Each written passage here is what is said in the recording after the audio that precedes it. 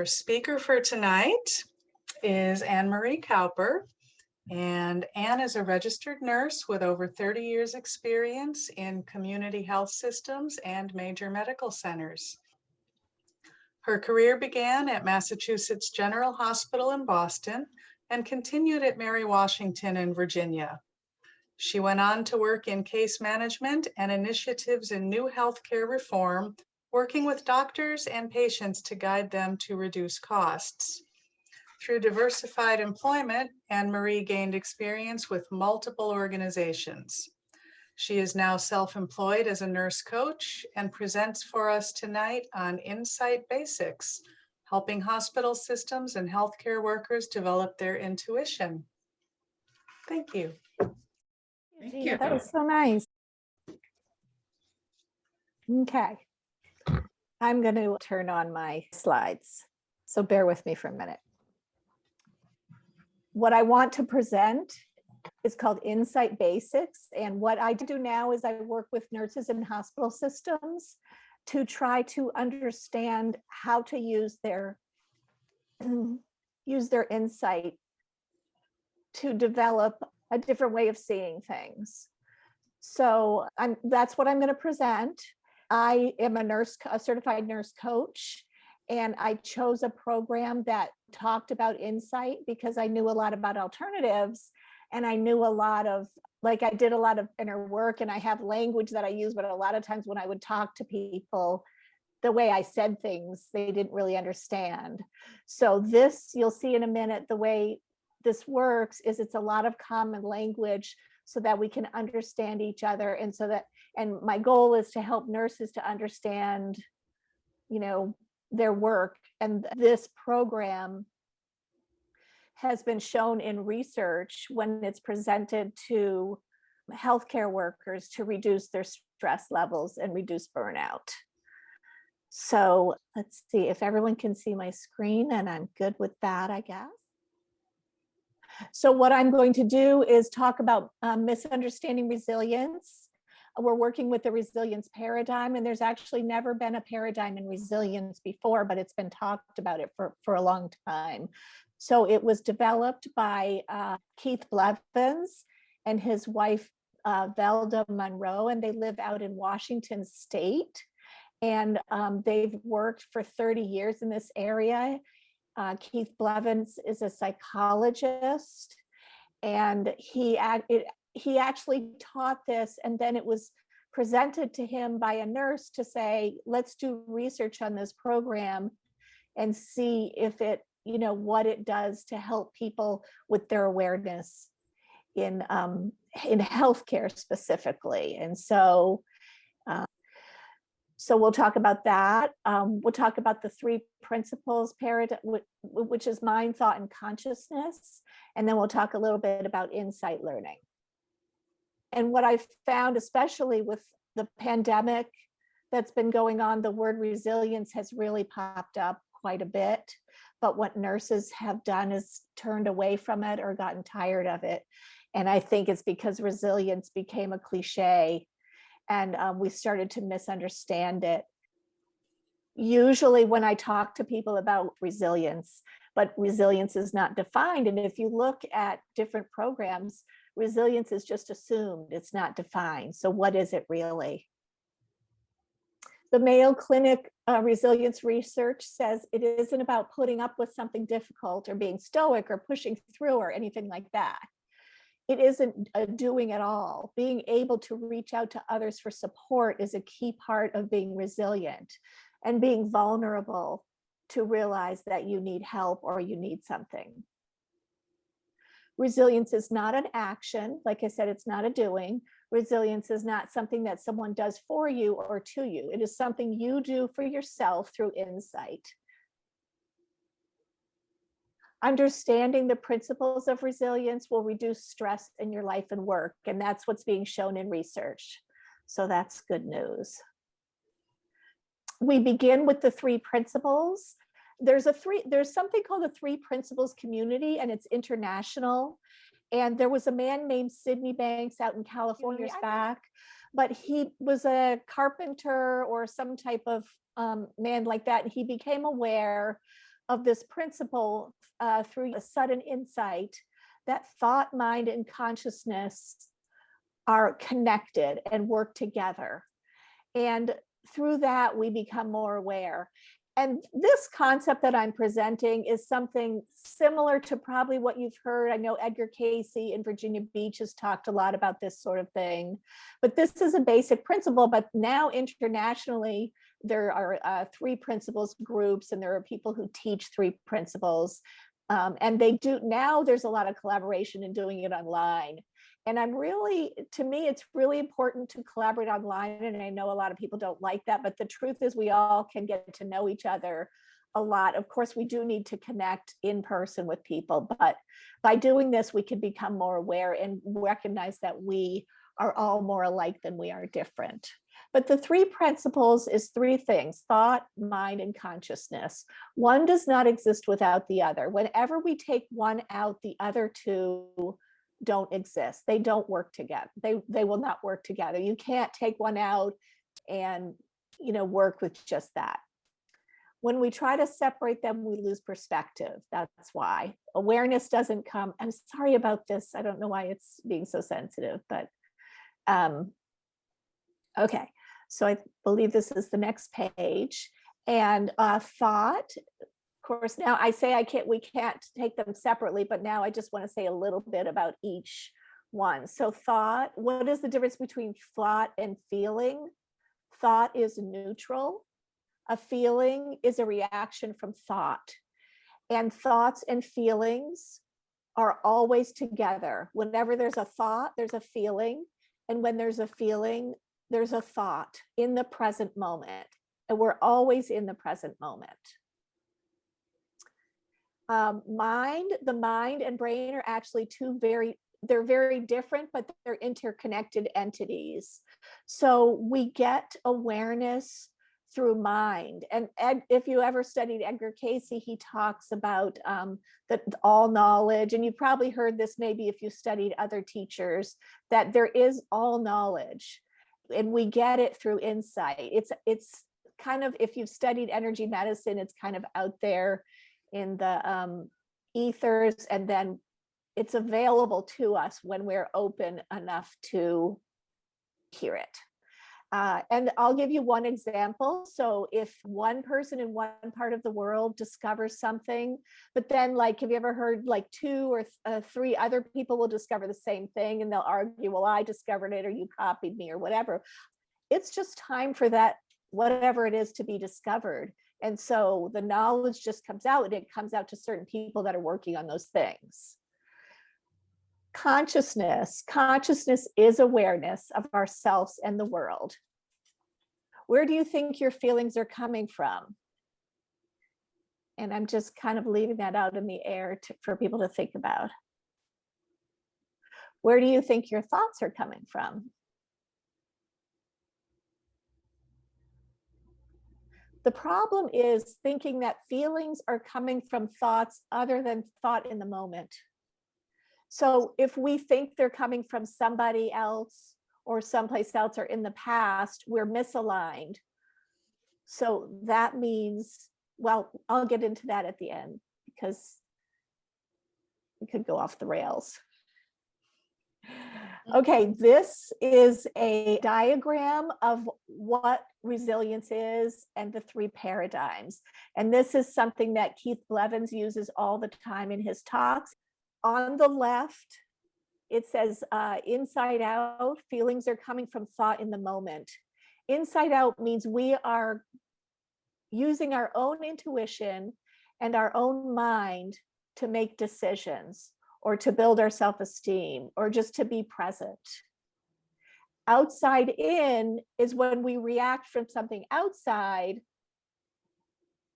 that causes challenges with our thoughts and feelings. We think feelings are coming from something other than thought in the moment. They're not actually coming from that, but that's what we're thinking. And in the middle, the person in the mixed paradigm, what happens is we suddenly become aware. You know how you get that aha moment, or somebody's been explaining something to you about yourself or others, you just can't get, and then all of a sudden you just get it. They say a certain word, you hear a certain thing, and you just understand things. That is when we become more aware. Once we become more aware, we're no longer reacting from the outside in, except for sometimes, because sometimes we're still trying to figure out, we're like, that can't be true. And we're thinking about it, and we're trying to mull it over. And that is called a mixed paradigm. So if I'm working with somebody with this paradigm, I don't say all this stuff, first of all, because I'm just trying to help them. Except that I might ask them, what did you react from? Did somebody, a lot of times they'll say, they did this to me. Well, did they really do that to you? Or did you just react from a personal thought that you have? Or did you just react from something that happened to you in the past and they just triggered it? Consciousness and mind are listed on the bottom, because as you become more aware and your mind opens up, you become more aware. I hope this makes sense. Okay, now there are 8 implications to the paradigm, and so I'm going to present those next. And they're called implications, not applications. Number 1, we all have separate realities. I cannot have your thoughts and feelings, and you cannot have mine. We do not know what the other is thinking. We only have the ability to know what we are thinking. Often we focus on the other person instead of looking at our own thoughts. The second one is 100% solution. Thoughts and feelings. And let me just stop and say, I'm going through these 8, and you might resonate with 1 or 2 of them. And that's the way it works, because I studied this for a year and I thought I understood it, but I became more aware as time went on. Okay, so 100% solution, the thoughts and feelings are always coming from the present moment. When we think they are coming from somewhere or someone else, we are not aligned with ourselves and we become stressed. We start to think about what else could be causing this to happen and develop a busy mind or go into drama. So when I'm working with nurses in hospitals, they might be upset because another nurse is complaining a lot, or another nurse is bullying them. And so what happens is they feel like they're reacting from that person, but there's something in them that is just not aware of what's going on with that person. A lot of times what that person is doing has nothing to do with you. It's whatever's going on with them. And we don't know what they're thinking when they react like that. We just know that it's bothering us. We think we're making stories about it, and that's where drama comes in.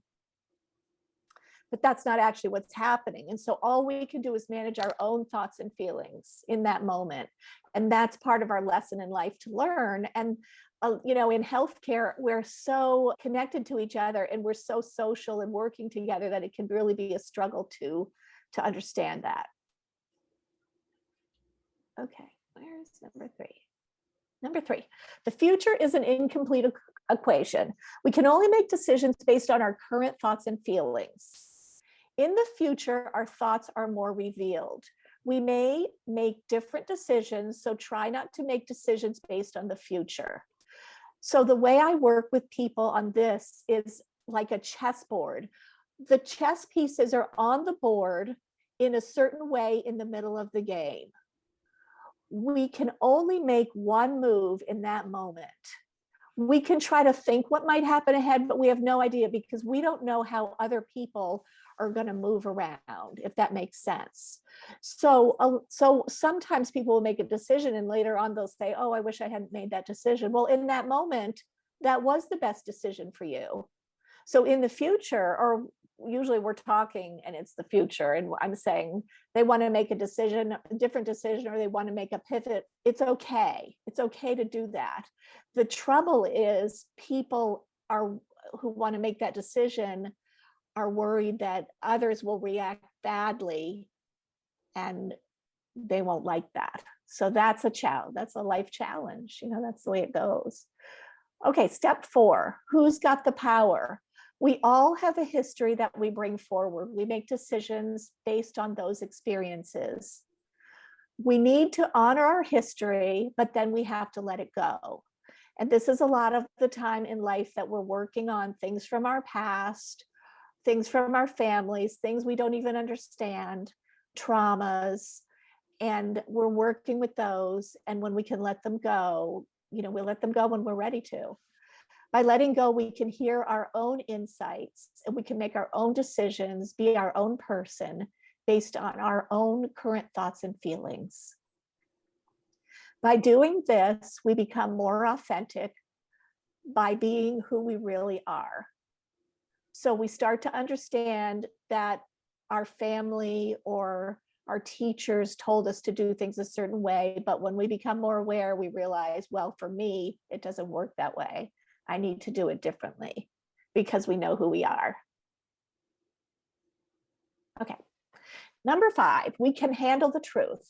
We all of a sudden are able to see things because we are ready to face the feelings, begin to heal them, and have an insight. When I'm working with somebody and I can see what's going on, I think I can see what's going on anyway. I don't know what they're thinking, but a lot of times I sense how people feel, and that's the way I, work with them. And I can see it, but they just can't see it yet. If a perfect example is if a patient comes in and I know years ago we used to work with COPD and smokers, and they'd smoke, come in, be ventilated. We'd spend 2 months trying to get them off the ventilator. They finally got off the ventilator. They went home and they either smoked again, or sometimes they even tried to commit suicide because there's better medicines now to help them, but they just couldn't. It was just so hard. And they would come back in, and they would come back in and be intubated. We'd do the whole thing over again. I remember when my aha moment was, I just need to love this person where they are because this is just what they do in their life. And that has to be okay. So anyway, that's my example. Okay, number 6, there is no other place to be. We only exist in the present moment. Books like The Power of Now and programs on mindfulness help us to understand this. And although the resilience paradigm is not mindfulness, and you cannot work with the two together, mindfulness is a way to come into the present moment. We bring our stories forward, and we can work with that until they become more clear, and then we let them go. We are not bound by circumstances of the past. And that's a quote from Sam Moore, one of the developers of the paradigm. Number 7, sometimes we see it, sometimes we don't. Have you ever gotten that aha moment? Once you do, you don't forget. It changes things. And number 8, flat earth thinking. We have misperceptions. Something that we always thought was true becomes obsolete. Once we know more, our thinking becomes clear. An example is germ theory. Health professionals did not wash their hands until they realized they were spreading germs through science. I will say that before that, nurses a lot of times did wash their hands because they were taught. Someone had an insight that it might help, but the science wasn't there yet. There's a lot of discoveries that we make and we become more aware of what's going on in science, in the world, in the universe. So that's why I feel like there's always hope.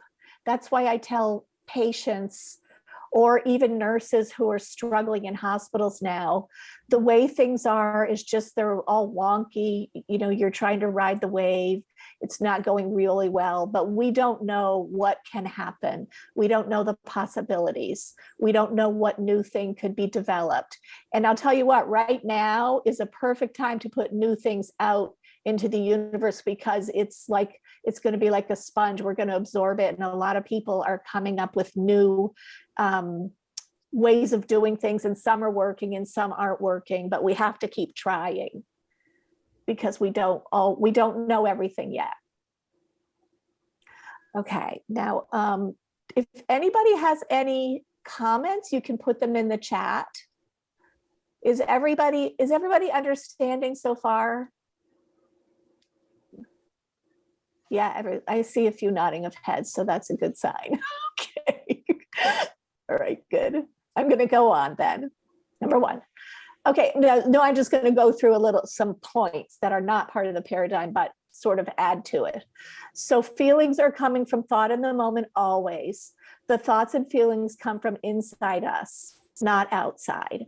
If we think they're coming from some other thoughts, and I'm not saying we don't, we're not struggling with that, but that's what happens is when we're not in the present moment, knowing our thoughts and feelings and having them lined up with each other, then we're stressed.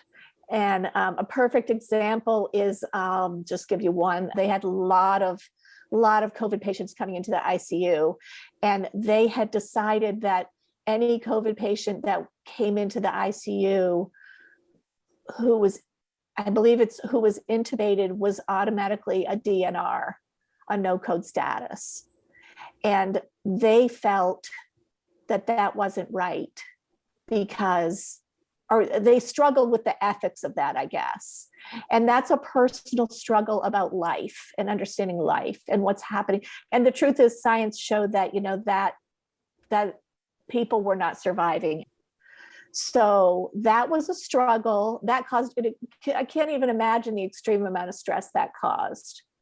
And it's because we don't really understand, what is happening with COVID, what the universal laws about that are, what the things that the mysterious things that are happening are. Two, stress comes from thoughts and feelings not being aligned. If they aren't aligned, it's because we think that what is happening on the outside is affecting us. Number 3, it is really something on the inside that we just haven't become aware of yet. Number 4, we need to learn patience with ourselves and others to achieve insight. It takes as long as it takes, and that's okay. And that was such a relief to me to learn, because if you can work with people with that attitude, it lowers their stress level, and it keeps blocks from coming up between you so that they can be more open.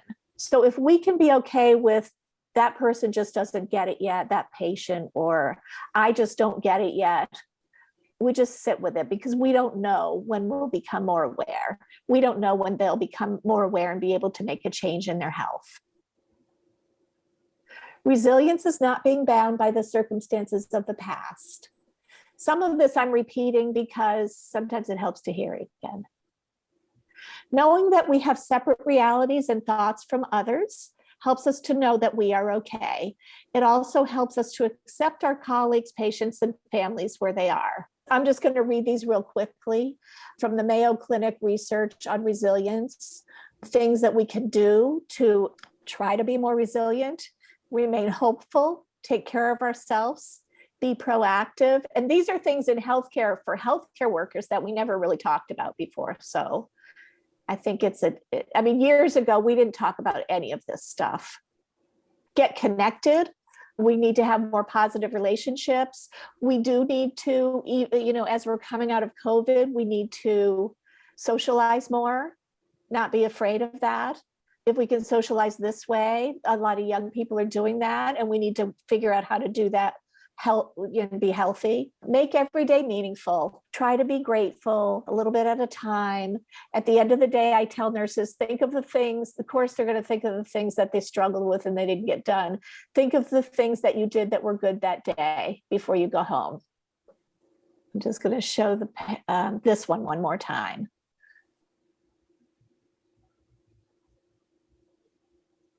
And thank you very much for your patience.